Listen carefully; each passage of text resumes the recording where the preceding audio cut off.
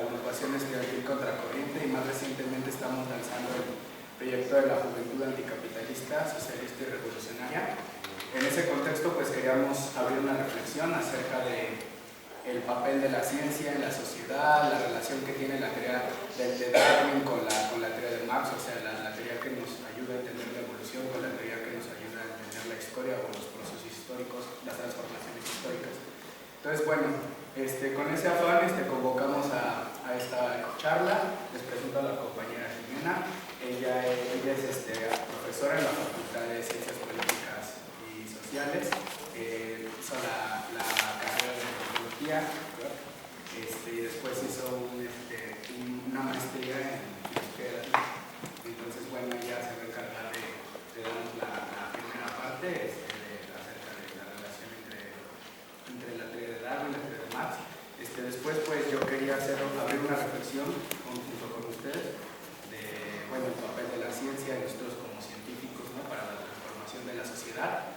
Y bueno, ojalá se queden también al final para que haya una especie de intercambio. Y bueno, también supongo que por ahí circulará una hojita para que nos pasen su correo y poder mandarles más información. Y bueno, pues, adelante. Bueno, muchas gracias. ¿Se escucha bien? Sí, ok. Pues primero muchas gracias a las compañeras y los compañeros de la Juventud Anticapitalista, Socialista y Revolucionaria que hicieron posible pues, este evento, y muchas gracias a ustedes por acompañarnos. Bueno, mucho se ha discutido, ¿no? Probablemente hayan escuchado o tengan referencias o hayan estudiado algunas de las aportaciones que se han hecho en torno a la relación entre Darwin y Marx.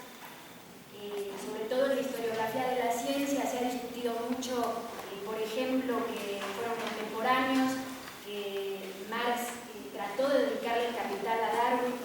Hay una carta donde Marx le sugiere a Darwin esta idea y Darwin le plantea que no, fundamentalmente le dice que él no entiende, ¿no?, de cuestiones económicas y del objeto de estudio de Marx, entonces declina, ¿no?, la propuesta, y en muchos textos, ¿no?, tanto correspondencias personales como en algunos textos en particular de Engels, se hace referencia, ¿no?, a la teoría de la evolución de Darwin, muy particularmente en un texto ya célebre que es Dialéctica de la Naturaleza, de Engels, o también el Anti-Theory de Engels. También se ha discutido mucho si los textos de Engels son fieles, las traducciones son fieles, ¿no?, por distintos avatares de la historia, ¿no? Muchos de estos textos fueron recuperados ya muerto Engels, entonces también hay discusión alrededor de ese problema. Lo cierto es que, bueno, Marx y Darwin fueron contemporáneos, curiosamente vivieron muy cerca, ¿no? Los últimos años de su vida eran prácticamente vecinos, ¿no? Estaban distanciados por 30 kilómetros nada más. Se sabe además que al funeral, ¿no?, al entierro de Marx, asistieron algunos discípulos de Darwin, ¿no?, algunos evolucionistas de ese momento. Y bueno, se ha discutido mucho a este respecto en la historiografía de la ciencia.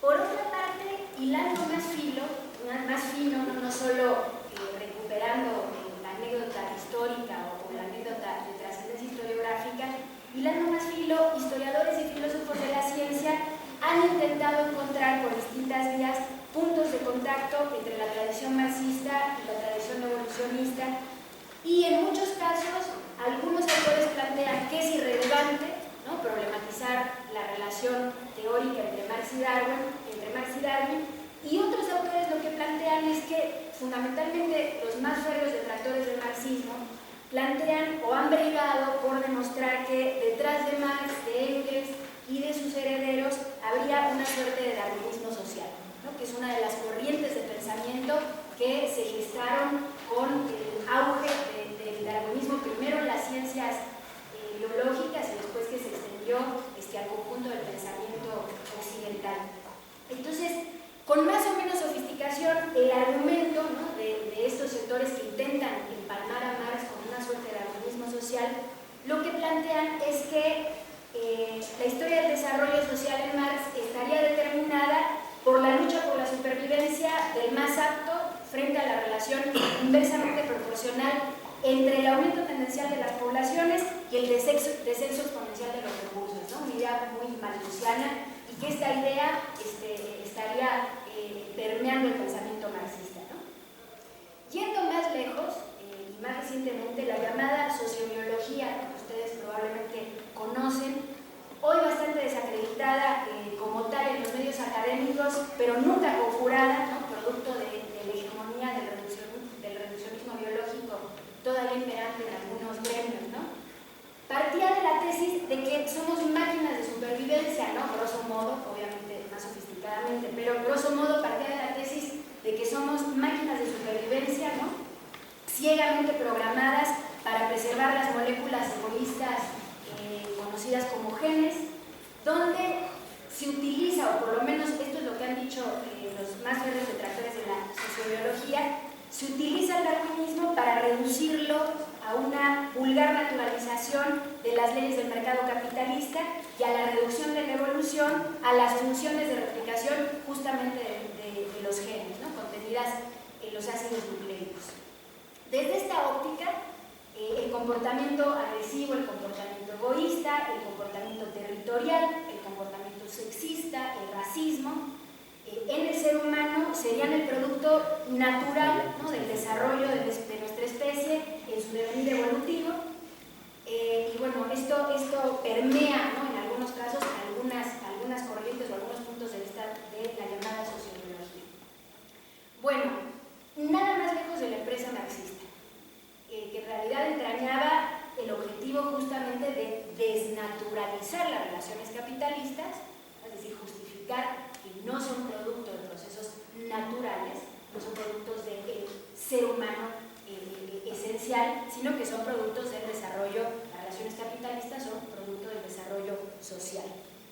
No solo se trataba en Marx de desnaturalizar las relaciones capitalistas, sino de destruirlas. Es decir, hay un proyecto además revolucionario en el pensamiento marxista de transgresión del orden económico y social imperante, en este caso particular de la sociedad capitalista. Como plantea Julio Muñoz, un profesor de esta facultad que probablemente conozcan, él dice: el capitalismo es un sistema competitivo en el que las empresas que lo constituyen se encuentran en una guerra permanente, como se puede constatar a partir de la recesión económica actual, y esto impulsa a los intelectuales e ideólogos a postular que ese comportamiento empresarial y mercantil corresponde a un comportamiento natural del ser humano, que el ser humano es competitivo y egoísta por naturaleza, como lo constatamos en las opiniones de Hobbes, Smith, Malthus, ¿no? Que se consideran fundadores justamente del darwinismo social. Se intenta de este modo convencer a la gente de que este es el sistema normal y natural del comportamiento humano y por ende que no hay manera ni mecanismo para superar o modificar ese estado de cosas, pues no hay manera de alterar lo que la naturaleza ya dictó. ¿No? Es decir, tratar de alterar las relaciones capitalistas sería ir contra natura, ¿no? Porque son producto, decía antes, del desarrollo natural del ser humano.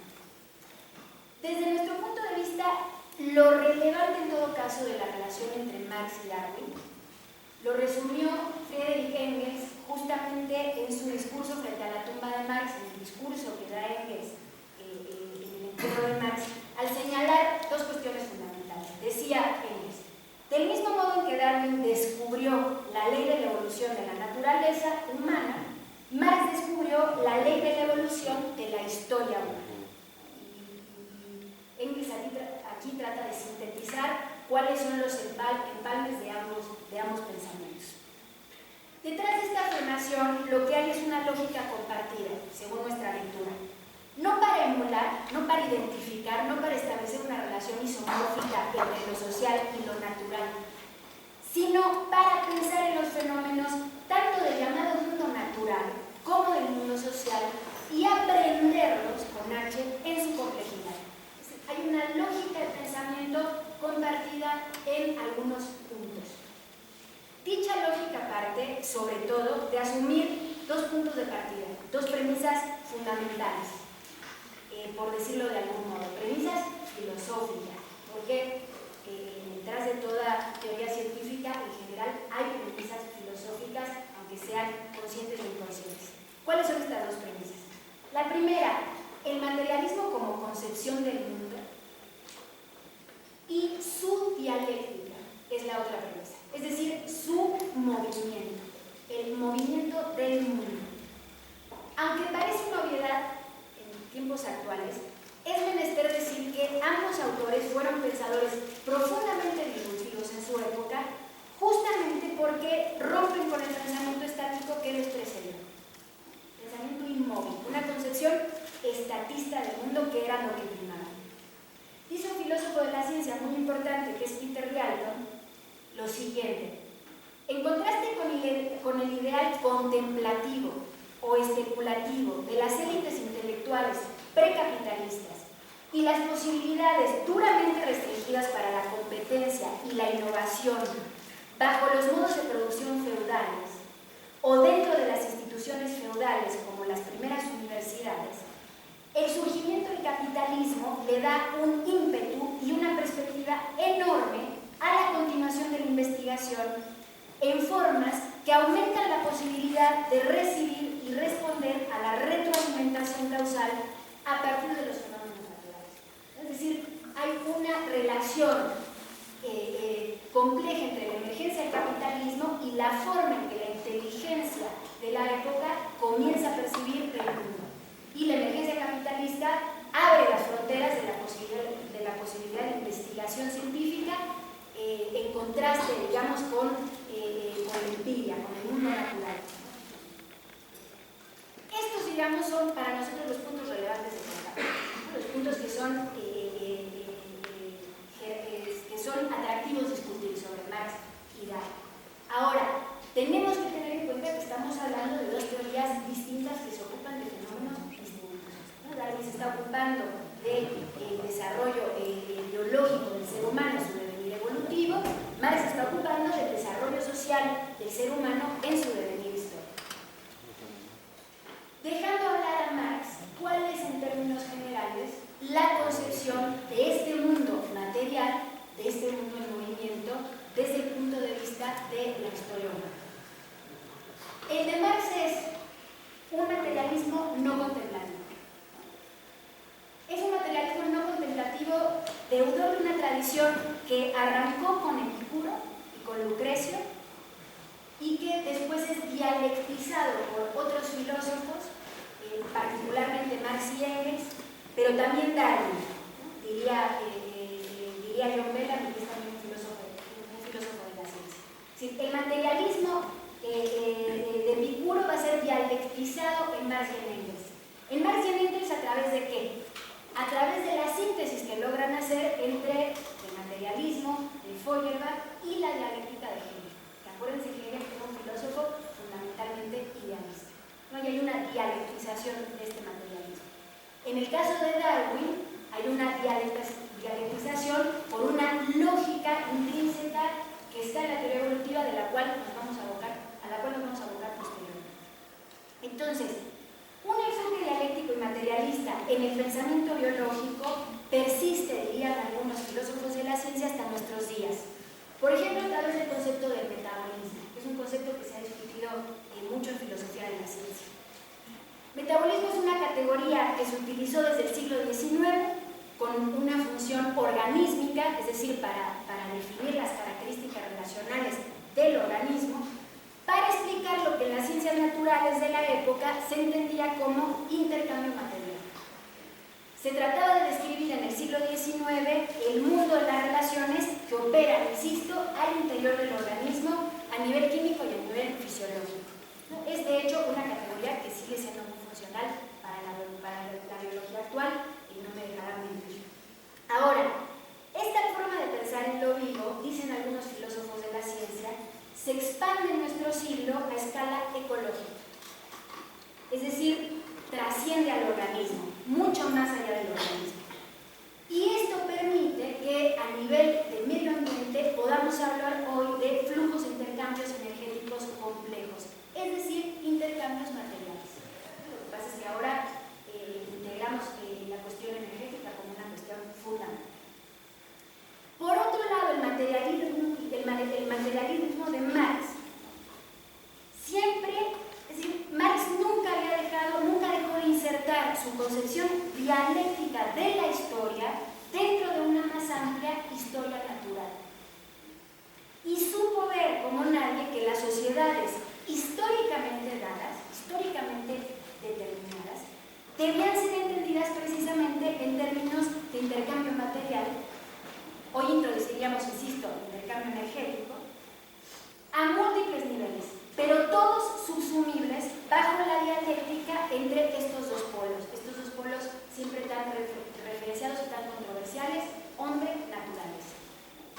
Entonces, se puede decir que Marx tiene una concepción naturalizada del ser humano, de manera análoga a Darwin, después lo vamos a ver también.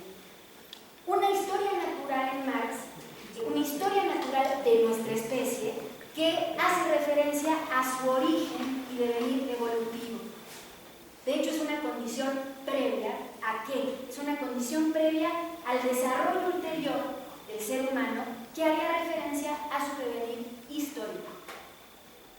El materialismo histórico, entonces, no es otra cosa que la concepción de la historia, donde el desarrollo humano depende del desarrollo de las relaciones sociales, de los modos de producción, del intercambio material, y tiene, esto es muy importante, en el conflicto y la contradicción económica y social, el motor de la transformación.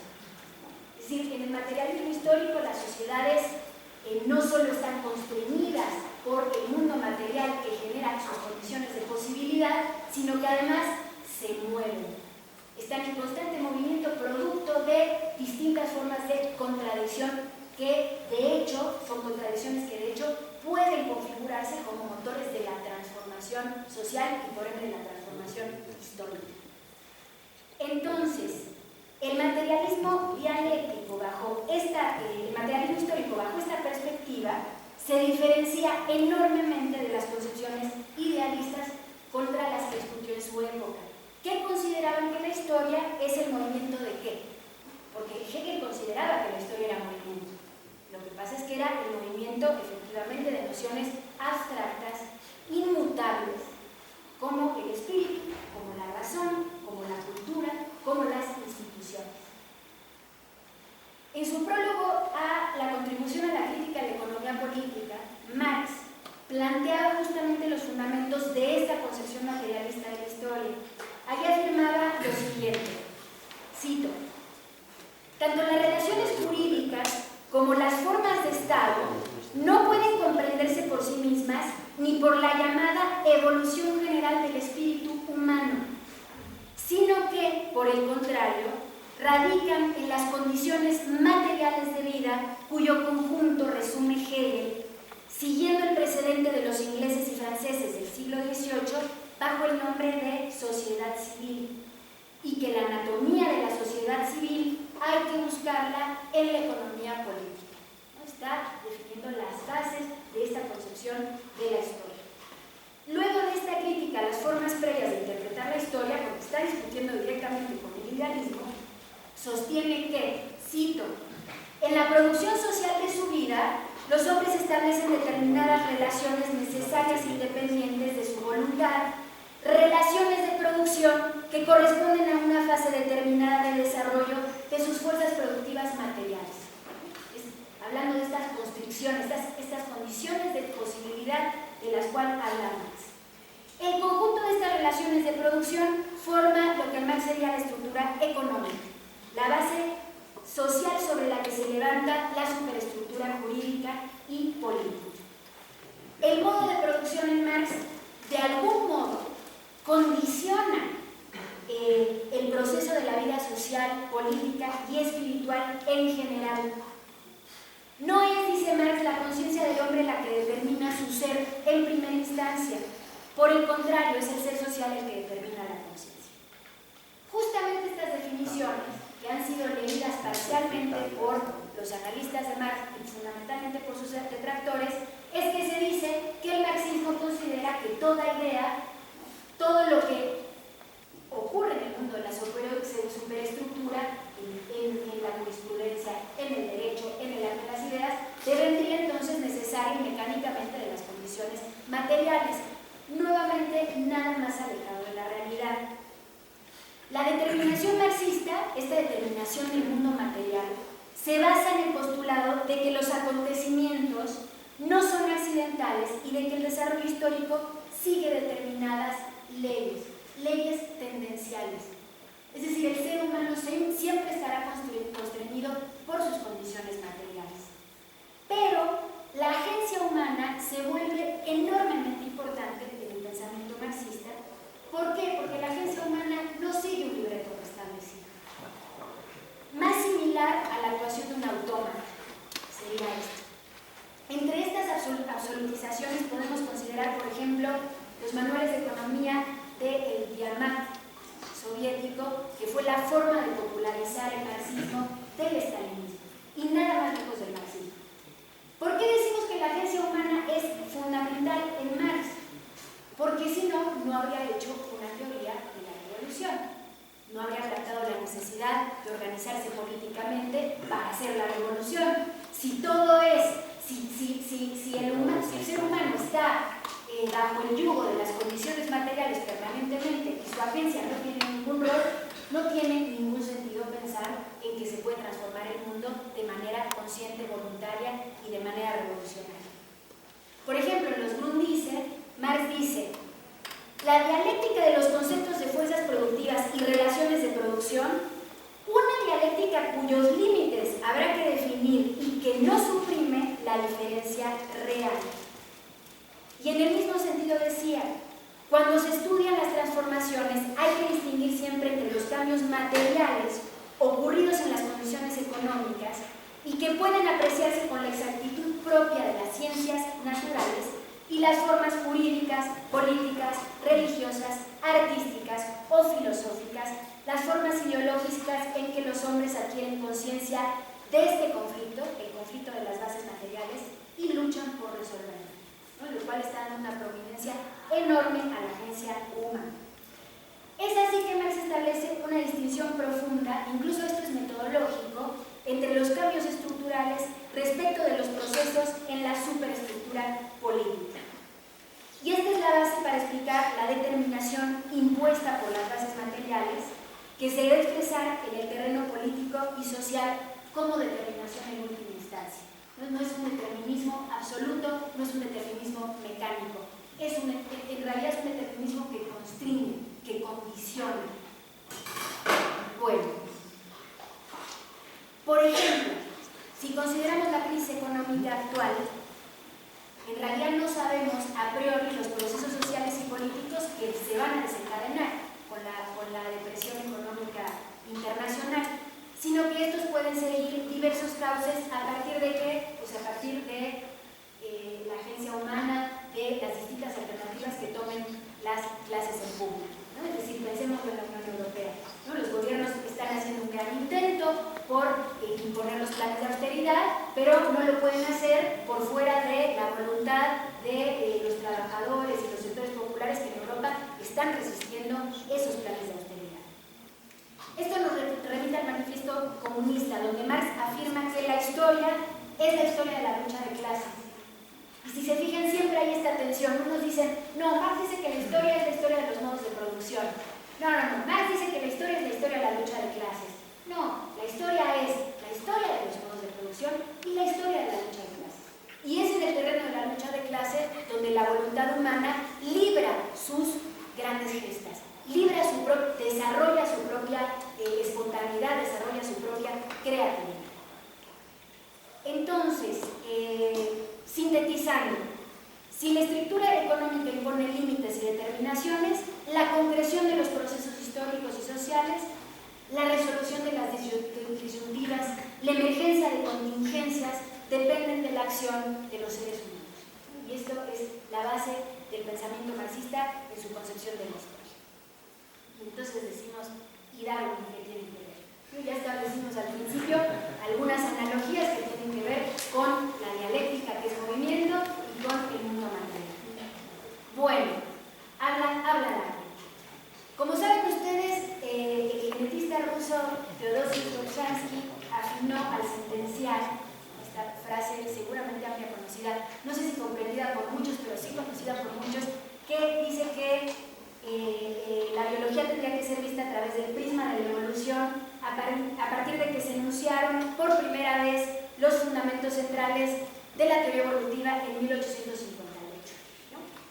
Efectivamente, la evolución se ha convertido en la columna vertebral de las disciplinas científicas que se dedican al estudio de lo vivo. Esto es innegable. Los primeros evolucionistas tuvieron que romper radicalmente con esta imagen estática del mundo de la cual hablamos al inicio, ¿no? La imagen estática que les legaron sus ancestros, anclada fundamentalmente en los viejos preceptos ideológicos que le dieron sustento a la sociedad feudal. Una sociedad que no admitía el cambio no solo en el desarrollo natural, sino que en el desarrollo social, porque lo social era el reflejo del mundo natural. Era natural que hubiera un señor feudal, era natural que hubiera relaciones de servilismo, era el orden natural de las cosas, ¿no?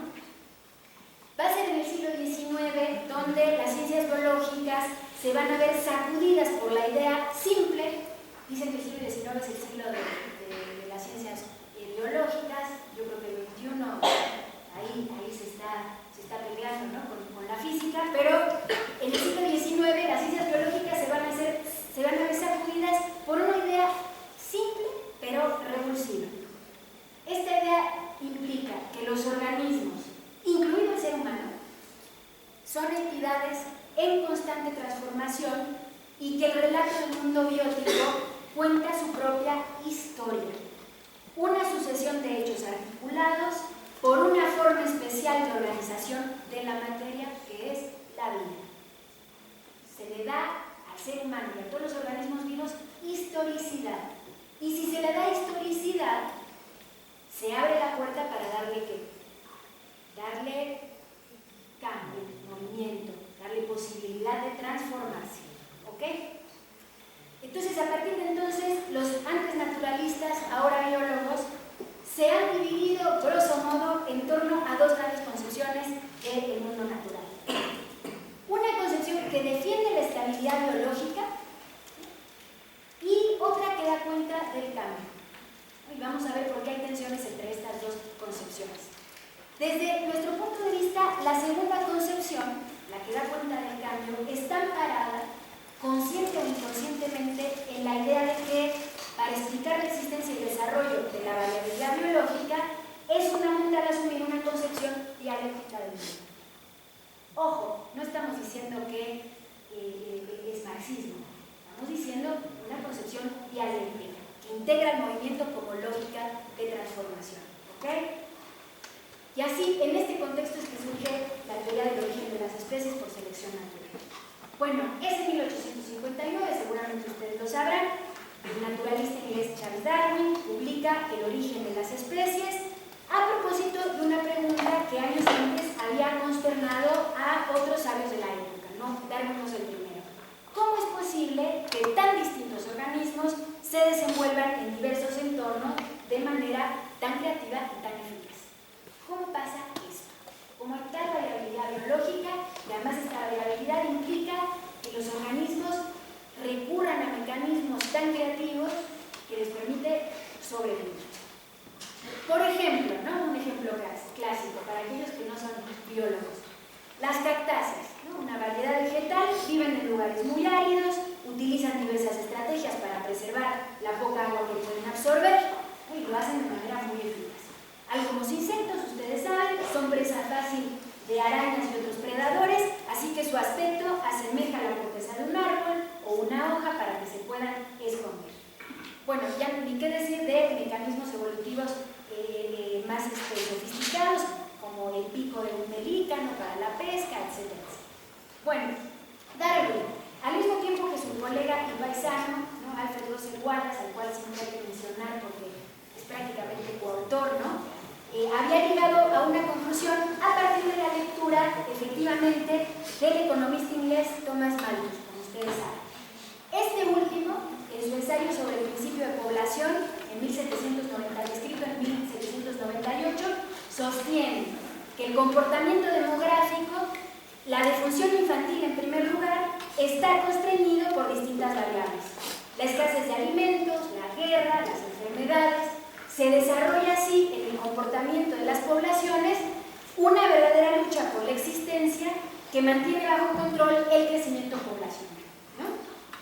Bajo esta idea y la observación paciente del comportamiento de gran variedad de especies, porque fundamentalmente lo que hace Darwin previo a la consolidación de la teoría es generar una gran acumulación de fenómenos observables, es que supone que el medio ambiente somete de algún modo a los seres vivos a distintas presiones y genera condiciones de competencia. Hay una competencia que es generada por el propio medio ambiente y la relación, ¿no?, con los organismos. La inferencia de que existe una lucha por la supervivencia basada en esto, ¿no?, en el límite de los recursos, basada en la superfecundidad y la estabilidad numérica de los individuos, combinada con la existencia de características biológicas aptas, ¿no?, para determinados entornos, lo lleva a concluir que la supervivencia es diferencial. Que la supervivencia es diferencial es el fenómeno al cual Darwin llamó selección natural, que no es una fuerza.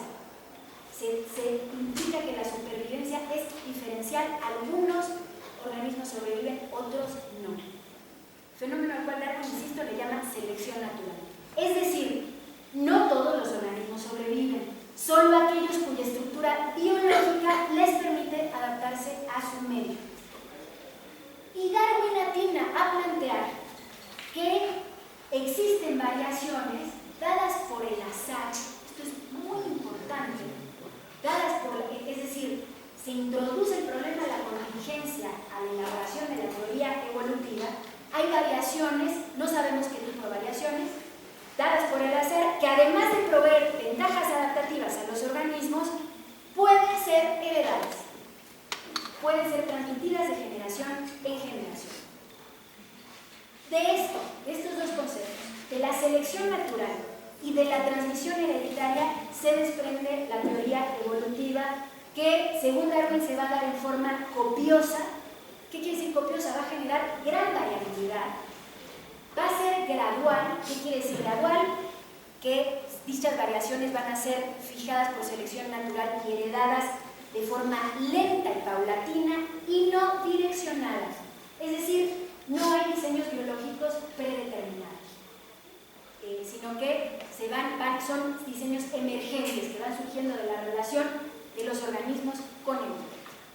Bueno, de esta idea aparentemente simple es que surge la primera teoría, no de la evolución, porque había teorías previas, pero es una teoría coherente. ¿Cuál es la fortaleza del núcleo duro del darwinismo? Que es una teoría coherente que articula el funcionamiento y origen de todas las especies biológicas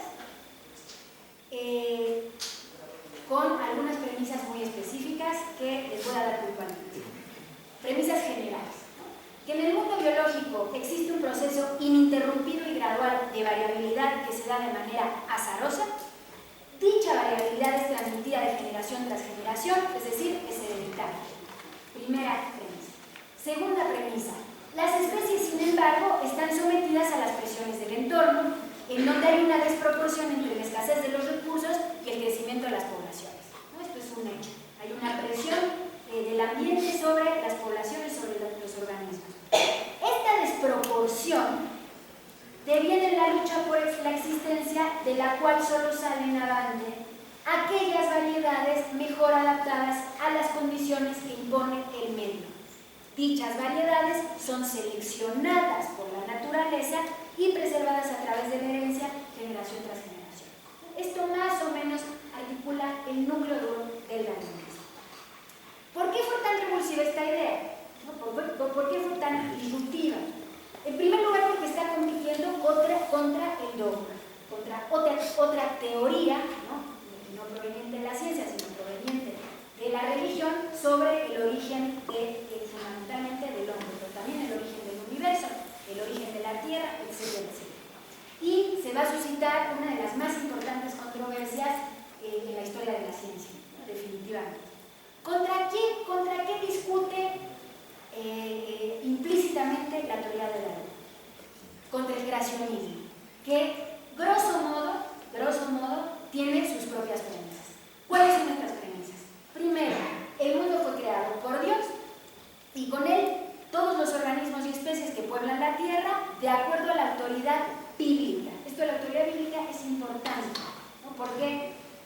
premisa que no requiere constatación fáctica, sino que hace referencia a la autoridad del dogma. Segundo, este mundo creado por Dios es inmutable, es decir, fijo. Los fósiles, por ejemplo, son en realidad modelos arquetípicos que el creador desechó, porque ya había registros fósiles del siglo XIX. Es decir, son modelos arquetípicos que fueron desechados.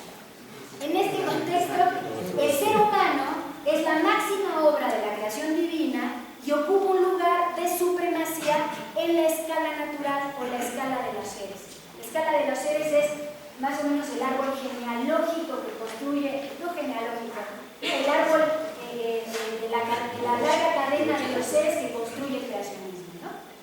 Y por último, la vida entonces surge por generación espontánea, es decir, no requiere una forma especial de organización de la materia, sino que emerge por acción divina. ¿Por qué Darwin trastoca los fundamentos del dogma? Grosso modo también, en primer lugar, porque coloca el problema de la variabilidad biológica en la arena materialista. Dice, la variabilidad biológica tiene una explicación material. ¿Okay? Es decir, Dios no tiene nada que ver en esto, en generar variabilidad biológica. Ojo, Darwin no está diciendo que Dios no existe. Darwin está diciendo, ojo, la variabilidad biológica tiene una explicación material. Además postula al azar como fuente de variación. Si ahí hay un fenómeno que acontece sin la voluntad de nadie, que es contingente, que es azaroso. Y además incluye a la naturaleza también como el escenario donde se gesta esta relación entre los organismos y el medio, donde ocurre este proceso de selección natural como la forma mediante la cual se filtran las características adaptativas. Esto es enormemente disruptivo. Entonces, primero eso, desplaza, trae el problema de la vida, de lo biológico, a la arena materialista. Es un robo, es una expropiación. ¿Okay? En segundo lugar, insinúa que a lo largo de la historia de la vida, algunas especies sobreviven y otras no. Y que esto ocurre en una escala de tiempo antes insospechada, que no tiene nada que ver con el tiempo bíblico. Es un tiempo profundo, es un tiempo geológico. ¿Okay? Y esto rompe indudablemente con la concepción fijista del mundo de la época del creacionismo. Dando paso a la idea de que la naturaleza esté en constante transformación. Nuevamente, la naturaleza tiene historicidad, hay que ver hacia atrás y se mueve. A nosotros nos resulta un poco complejo pensarlo, pero imagínense, nosotros tenemos noción de tiempo geológico, no es experiencia, claramente, ¿no? Con trabajo si podemos tener una noción más o menos acertada algún día, por nuestra propia percepción del tiempo y nuestras capacidades cognitivas. Bueno, imagínense pero sí por lo menos instala la noción del tiempo geológico. Se le da historicidad al mundo natural. Y al darle historicidad, necesariamente, y esto es lo que introduce Darwin, le da esta cualidad de moverse, de movimiento, de transformarse. ¿Ok? La noción de cambio biológico asociada a la base materialista que le da sustento a la teoría, pues constituyen los aspectos más revulsivos en ese momento del planteamiento darwinista. Y aquí las dos concepciones de las cuales hablábamos antes van a volver a confrontarse en un choque de trenes, ¿no? La concepción fijista contra la concepción del movimiento, contra la concepción dialéctica, contra la concepción materialista. ¿Ok? Bueno, este debate, este es Darwin, ¿no? Mucho ha pasado, ¿no? Ríos de tinta se han escrito a partir de la influencia del darwinismo. Pero gran parte del debate filosófico se ha desplazado a nuestro siglo. Si el siglo XX fue un siglo de grandes debates en el terreno de la biología que, se quiera o no se quiera, traen detrás premisas filosóficas. Autores, por ejemplo, como Stephen Jay Gould, que seguramente conocen, como Richard Lewontin, como Rawls, como Leibniz, entre otros, tomaron esta estafeta en el siglo XX de combatir al neoclasicismo, porque lo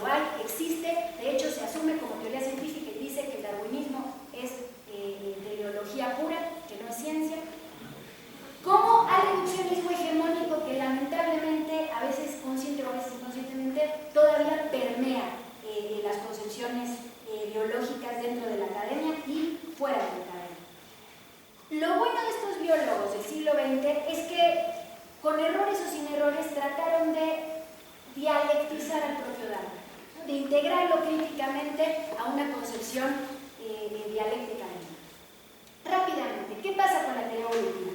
Como ustedes saben, durante los años posteriores al darwinismo, lo buenísimo que tuvo el darwinismo militante, ¿no? El darwinismo de aquella época, es que el debate no solo era con los creacionistas, no era con otras teorías de la evolución, y eso hizo que los defensores del darwinismo tuvieran que cuestionarse continuamente el núcleo duro y tratarlo de comprobar empíricamente, ¿no? Y tratar de defenderse y generar polémicas. Sí, es un momento muy rico para el darwinismo.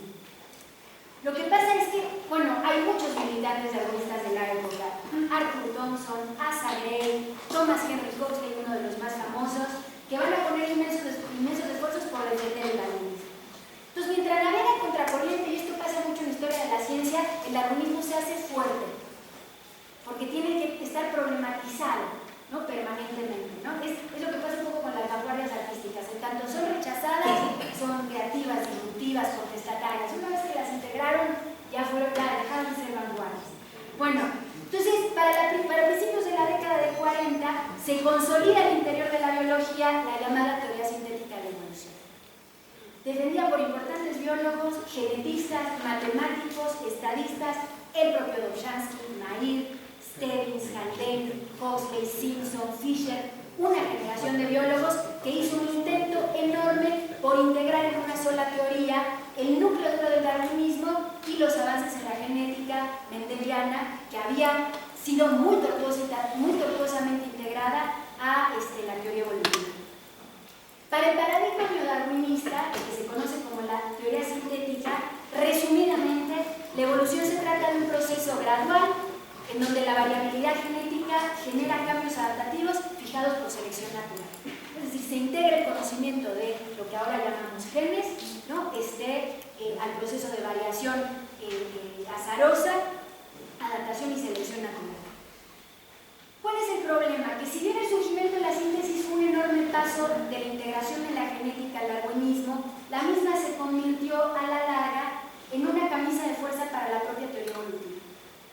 Lejos de preservar el espíritu combativo, ¿no? Dialéctico que diera vida a la teoría, los sintéticos comenzaron cada vez más a defender una idea cerrada de la evolución, ajena a la evidencia empírica que después empezó a proliferar, que tendía a evadir el problema del cambio evolutivo y a sobrevalorar los alcances de la selección natural y el rol de los genes como fuente de variabilidad.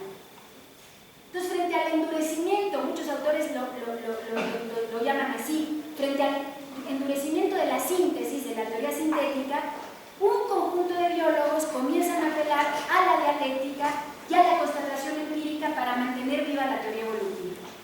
¿Qué problemas se encuentran estos biólogos dialécticos? Algunos se autodenominan dialécticos en la teoría sintética.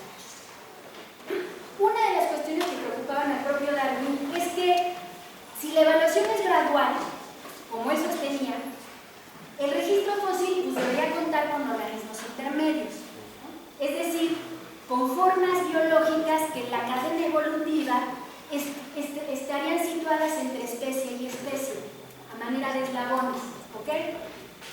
Sin embargo, para su época los restos fósiles no tenían este comportamiento y al respecto el naturalista decía lo siguiente: el registro de los fenómenos geológicos es extraordinariamente imperfecto. Este dato explicará en buena medida por qué no encontramos interminables variedades uniendo todas las formas de vida, las extintas y las existentes, por medio de los más sutiles y matizados eslabones. O sea, Darwin tenía la expectativa de que al configurar su registro fósil más acabado, pues íbamos a encontrar estas formas intermedias. Darwin sí se equivoca al fundar, o por lo menos lo podemos discutir, al fundar el esqueleto de la teoría del gradualismo.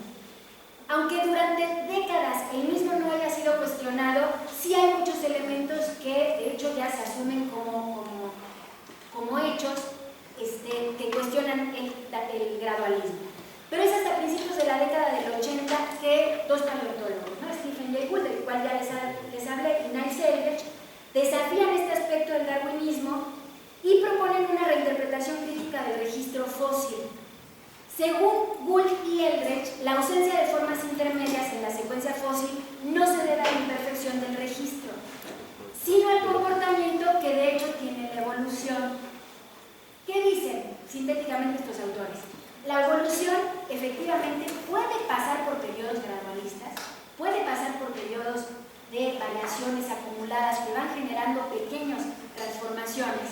Sin embargo, puede dar saltos violentos, es decir, asistir a procesos de profunda discontinuidad con la emergencia de nuevas especies en tiempos muy comprimidos, rápidos y cortos. De tal suerte que, lejos del gradualismo darwinista, lo que observamos son grandes periodos de tiempo geológico de éxtasis, como lo llamaban Gould y Eldredge, y tiempos de violentas transformaciones, como se evidencia, por ejemplo, en el registro fósil del Cámbrico, que es un registro fósil que ustedes ya tienen acceso a en internet, se van a dar cuenta, y los biólogos lo saben, de la enorme variabilidad biológica, pero enorme, estoy hablando de, no sé, decenas y decenas de especies de artrópodos conviviendo sincrónicamente en la estratigrafía geológica. Entonces, de esto van a dar cuenta Gould y Eldredge. Entonces, ¿por qué es muy importante el planteamiento de Gould y Eldredge? Porque introduce la cuestión de la contingencia como un factor de cambio evolutivo, como un factor muy importante del cambio evolutivo. Tan importante, o sea, con tanta relevancia evolutiva, que es en estos momentos donde podemos ver la emergencia de nuevas especies, ¿no? Especies enteras, no de organismos, sino de especies enteras. A este modelo se le conoce como equilibrios puntuados, como ustedes saben, y el mismo da por tierra con el gradualismo y da paso a la emergencia de nuevas formas de explicar la evolución, que no solo van a ser los equilibrios puntuados. Dicen, ¿no? Gould y Eldredge. Y finalmente, la razón por la que estamos aquí es que un asteroide impactó contra la Tierra, exterminó a los dinosaurios y perdonó a algunos pequeños mamíferos. Darwin creía que las extinciones masivas eran artilugios causados por la insuficiencia del registro fósil. Hoy sabemos que son muy reales. La historia de la vida ha estado marcada por numerosas extinciones masivas y brutales. La evolución, decía Gould, no es un río largo y tranquilo. Podemos citar la extinción en masa de finales del Ordoviciano, hace 438 millones de años, la del final del Devoniano, hace 367 millones de años, pero la más terrible es la final del Permiano, hace 250 millones de años, que borró de golpe cerca del 95% de especies marinas invertebradas, 95% marinas. Aquí ya no solo está planteando la contingencia y la variabilidad genética masiva para generar cambios estructurales rápidos, está integrando el elemento ecológico, lo que tiene que ver con el ecosistema y con las contingencias que van más allá del organismo, más allá de las especies, que tienen que ver con comprender a la Tierra, ¿no? Como un todo complejo, como un sistema complejo de relaciones de intercambio de materia y energía, ¿no? Donde las causas son efectos y los efectos son causas permanentes.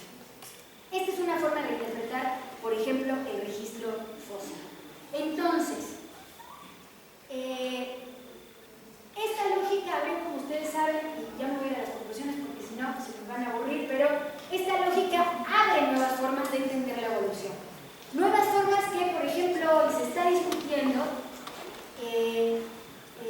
algunos biólogos evolutivos, ¿no? Como la bióloga Lynn Margulis, que tiene un libro que les recomiendo que se llama Cartando Genomas, plantean que están de acuerdo con los cambios aleatorios heredables o mutaciones genéticas como elementos de variabilidad. Es decir, están de acuerdo con el núcleo duro del darwinismo, coinciden también en que las mutaciones aleatorias quedan expresadas en la química del organismo, la existencia de proteínas alteradas, pero plantean que la existencia de proteínas alteradas, cuyo origen puede remontarse a mutaciones genéticas en organismos vivos, ha quedado ampliamente demostrada. ¿Qué dice Lynn Margulis? Que le damos, el problema del genocentrismo es que le damos un peso único, unidireccional a los genes en los procesos de desarrollo biológico. Lo que están discutiendo estos autores es que los procesos autogenéticos, es decir, los procesos del desarrollo, tienen también relevancia en evolución, tiene también relevancia en la formación de organismos y son muy importantes para comprender la dinámica evolutiva de una manera holista, de una manera muy integral. Entonces, a manera de conclusión, un poco el error del neodarwinismo en su fase endurecida es que supuso que todo organismo vivo tiene que adecuarse, lo adecuó forzadamente al modelo darwinista y que la evolución sería un simple proceso de acumulación y desacumulación de formas, de tamaños, de funciones y todo tipo de características cuantificables. Lo que pasa es que consideramos que lo que sí han demostrado muchos biólogos es que en el proceso evolutivo encontramos continuamente cambios de cantidad y calidad, es decir, cambios cualitativos, como puede ser la emergencia de nuevas especies, que es un cambio cualitativo en términos evolutivos, que aquellas entidades que permanecen constantes en el mundo natural por un tiempo determinado son proclives a convertirse en variables, que lo que alguna vez fue causa hoy es efecto, lo que les decía antes, permitiendo así el desarrollo de sistemas biológicos, destruyendo las condiciones que permiten el surgimiento de determinados sistemas, tal cual planteé al principio, dialéctico y contradicción, y también estableciendo las condiciones de posibilidad de nuevos sistemas. Y esto es un continuo, esto es permanente, esto es movimiento, esto es dialéctica. Nuestra tesis es que solo una concepción basada en el movimiento del mundo natural, del mundo social, permite entender el desarrollo biológico desde esta perspectiva. Parafraseando a Lenin y a Leontief, el ser y el devenir son cualidades duales en la naturaleza. Se es y se puede ser permanentemente. Lo que caracteriza al mundo dialéctico en todos sus aspectos es que está constantemente en movimiento. Las constantes se transforman en variables, las causas en efectos, los sistemas se desarrollan, se destruyen las condiciones de posibilidad de su surgimiento y de su destrucción continuamente. Entonces, a la pregunta de dónde está el empalme de los dos autores, yo creo que está en estas dos premisas, que son de orden filosófico, sobre las cuales es menester reflexionar qué hacen al materialismo y al movimiento. Y son lógicas que no solo impregnan el quehacer de las ciencias naturales o las ciencias sociales, son lógicas que impregnan también una concepción del mundo de la cual no podemos evadirnos, porque todo científico, lo sepa o no lo sepa,